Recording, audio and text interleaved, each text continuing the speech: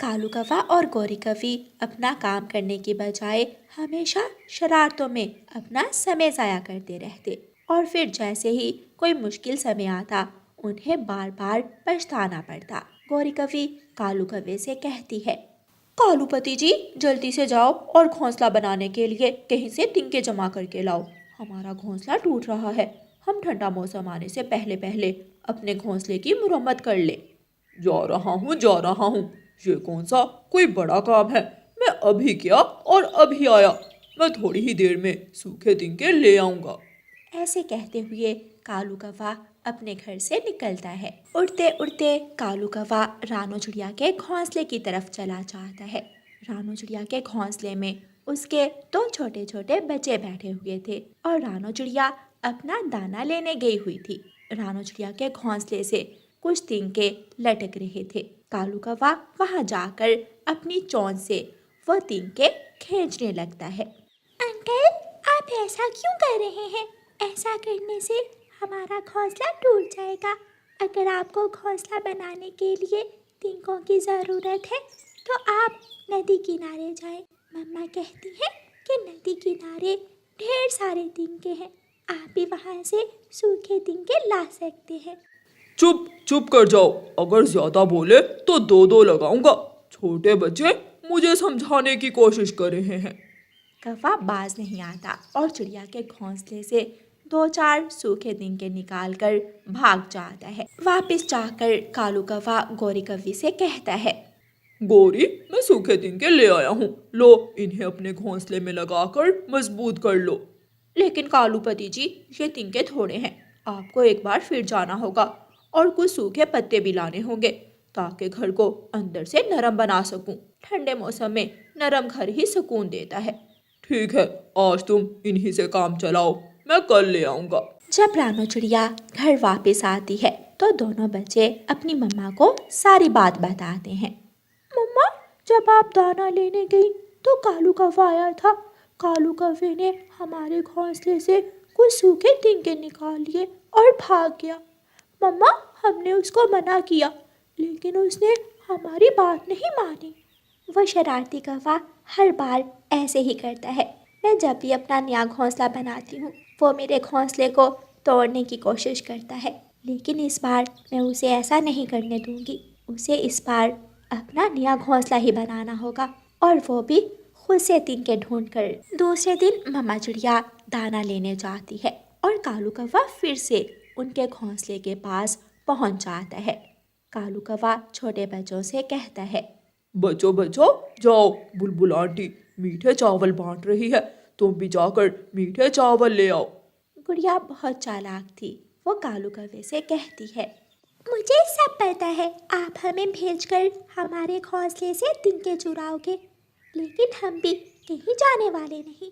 चलो कालू अंकल, भाग जाए यहाँ से, वरना मेरी मम्मा आकर आपको बहुत मारेंगी।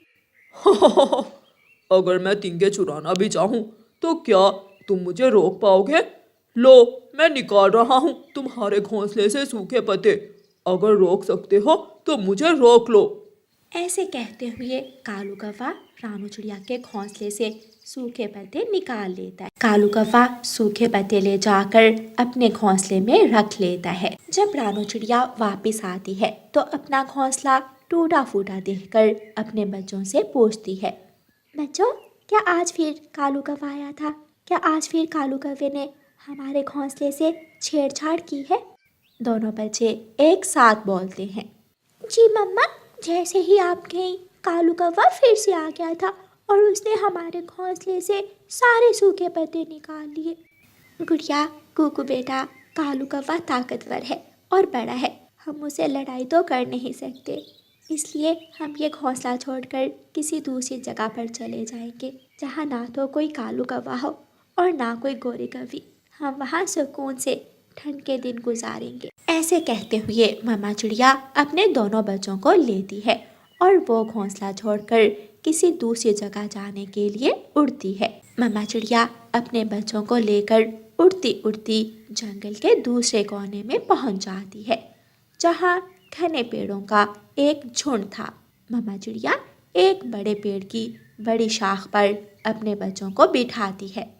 मेरे बच्चों, आप यहाँ बैठो और मैं घोंसला बनाने का सामान इकट्ठा करती हूँ। मम्मा, क्या हम भी काम में आपकी मदद करें? कुकू भाई छोटा है, लेकिन मैं तो बड़ी हूँ। मैं तो आपके काम में आपकी मदद कर सकती हूँ। ठीक है बेटी, मैं भी देखती हूँ कि क्या मेरी बेटी सच में मेरी मदद करती है। मैं सूखी घास लेने जा रही हूँ, तब तक आप किसी सूखे पेड़ से पत्ते इकट्ठे करो। चिड़िया ऐसे कहते हुए सूखी घास लेने चली जाती है और गुड़िया इधर उधर उड़ती है। उसे थोड़ी ही दूर एक सूखा पेड़ नजर आ जाता है। गुड़िया सूखे पेड़ से एक पत्ता तोड़ती है। कुकू भाई, आप छोटे हो, लेकिन इस काम में आप ही मेरी मदद कर सकते हो। आप ही मम्मा का काम आसान कर सकते हो। मैं एक एक पत्ता लाती हूँ और आप उन पत्तों को संभाल कर रखो। ऐसा ना हो कि हमारे पत्ते हवा से उड़ जाएं। कुकू बहुत खुश होता है। गुड़िया बहन, मुझे बहुत खुशी है कि मैं भी नया घोंसला बनाने में मदद कर रहा हूँ। गुड़िया जवान थी, इसलिए उसे थकावट का ज़रा भी एहसास नहीं होता। वो बार बार चक्कर लगाती है और अपनी मम्मा के आने से पहले पहले सूखे पत्तों का ढेर लगा देती है। थोड़ी देर बाद गुड़िया की मम्मा भी सूखी घास लेकर आ जाती है। पेड़ की डाल के ऊपर इतने सारे सूखे पत्ते देखकर मम्मा चिड़िया हैरान हो जाती है। वाह, मेरी बेटी ने तो कमाल कर दिया। मम्मा, ये काम मैंने अकेली ने नहीं किया, बल्कि कुकू भाई ने भी मेरी मदद की। मैं एक एक पत्ता लाई और कुकू भाई ने एक एक पत्ता संभाल कर रखा।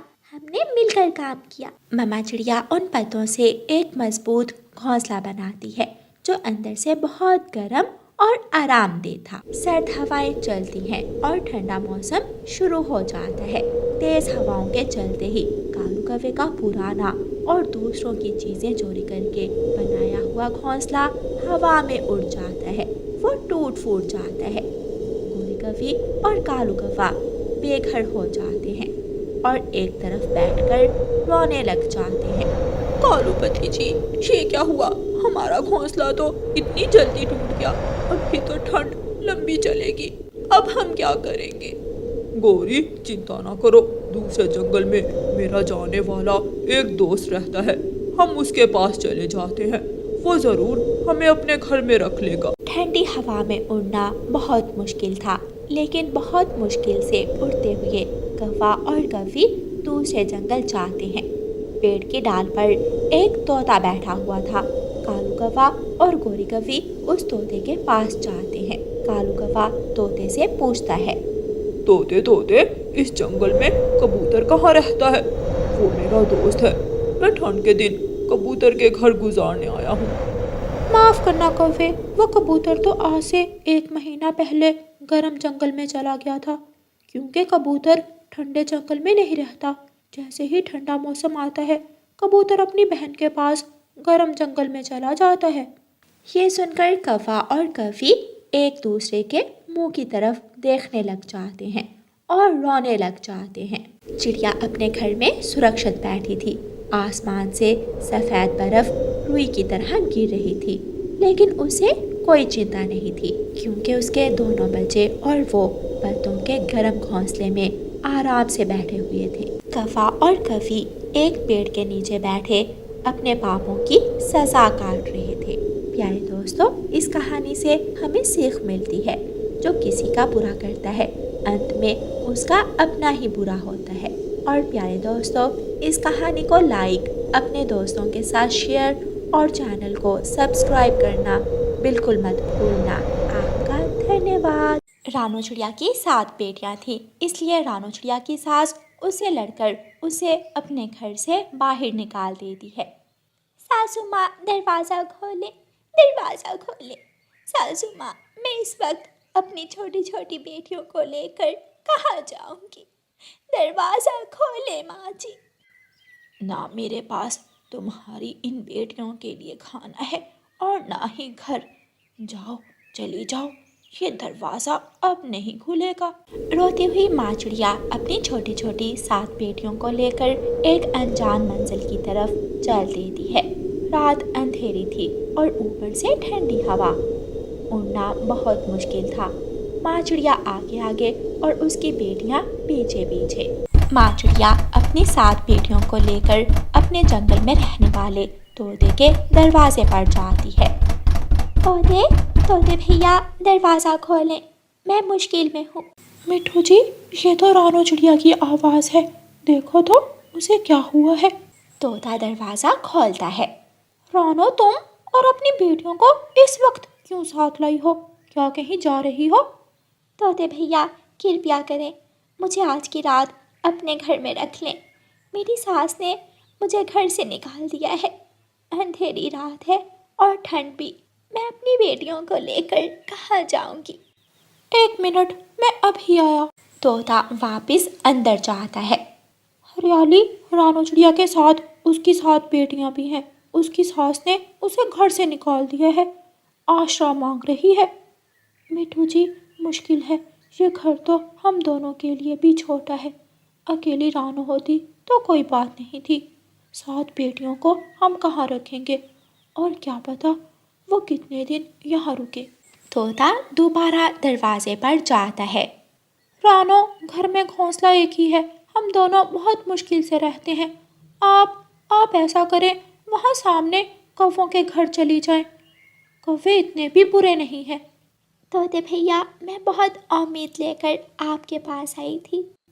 माफ़ करना चिड़िया रानी, मुझे ठंड लग रही है, मैं सोने लगा हूँ। तोता अपने घर का दरवाज़ा बंद करता है और घर में चला जाता है। रानो चिड़िया थोड़ी देर वहाँ बैठती है और फिर सामने वाले घर के दरवाजे पर जाकर दस्तक देती है। वो घर कौवों का था। कौवे तो पहले ही बहुत बुरे कौवे थे, वो कहाँ किसी की मदद करते थे। कौवे भैया, दरवाज़ा खोलें, मेरी मदद करें। कालू, दरवाज़ा मत खोलना, वो रानो चिड़िया है, अपने 7 बच्चों के साथ। उसकी सास ने उसे घर से निकाल दिया है और वो शाम से ही दूसरों के घरों में छुपने की कोशिश कर रही है। कोई नहीं है, घर में कोई नहीं है, जाओ जाओ, तुम कौन हो? रानो चिड़िया निराश होकर वहाँ से भी चली जाती है। कबूतर चिड़िया को अपने घर की तरफ आता हुआ देखकर अपनी खिड़की ही बंद कर लेता है। थक हार कर मम्मा चिड़िया अपनी बेटियों को लेकर एक पेड़ के नीचे बैठ जाती है। मम्मा, क्या हम ठंड से मर जाएंगे? मम्मा, मेरा दिल कर रहा है कि हम सब एक साथ ही ऊपर वाले के पास पहुंच जाएं। कम से कम हम अपनी मम्मा को रोता हुआ तो नहीं देखेंगे। चुप कर जाओ मेरी बेटी, चुप कर जाओ। मैं बहुत बुरी माँ हूँ जो अपनी बेटियों को ठंडी रात में छत भी ना दे सकी। मुझे माफ़ कर दो मेरी बेटियों, मुझे माफ़ कर दो। थोड़ी दूर एक बुलबुल अपने घोंसले में बैठी हुई थी। वो रानो चिड़िया और उसकी बेटियों को पेड़ के नीचे बैठा हुआ देखकर वहाँ आ जाती है। बहन, मेरा घर तो तिनकों का है, अगर पक्का लकड़ियों का होता तो मैं कभी भी छोटी छोटी बेटियों को ठंड में ठठरने ना देती। ये लो माचिस और यहाँ अलाव जलाओ, ठंड से बचो वरना तुम्हारी बेटियाँ बीमार हो जाएंगी। बुलबुल, ये बहुत बड़ा एहसान है आपका मुझ गरीब पर। रानो चिड़िया बुलबुल से माचिस लेकर वहाँ आग जलाती है। रानो चिड़िया की 7 बेटियाँ अपनी माँ के आसपास बैठ जाती हैं। मम्मा चिड़िया इतनी सी बात पर ही बहुत खुश हो जाती है कि अब उसकी बेटियाँ ठंड से सुरक्षित थीं। आग जलती रहती है और मम्मा चिड़िया की बेटियाँ एक दूसरे के साथ सर लगाकर सो जाती हैं। लंबी, ठंडी और मुश्किलों भरी रात गुजर जाती है। सुबह हो जाती है। मम्मा चिड़िया अपनी बेटियों को लेकर एक बार फिर से उड़ती है। मम्मा चिड़िया वो जंगल छोड़कर दूसरे जंगल में पहुंच जाती है। दूसरे जंगल में जाकर मम्मा चिड़िया अपनी बेटियों को एक जगह बिठा देती है। मेरी बेटियों, आप सब यहाँ बैठो, मुझे सबसे पहले रात गुजारने का बंदोबस्त करना होगा। मम्मा, मैं बड़ी हूँ, मैं अपनी बहनों का ध्यान रखूँगी, आप जाएं।